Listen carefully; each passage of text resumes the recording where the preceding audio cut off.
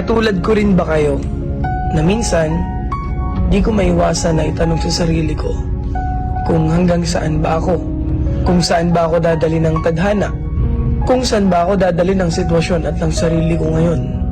Kasi minsan nakakaramdam din ako ng pagod, pero wala namang choice kundi lumaban palagi dahil yun lang naman talaga ang dapat.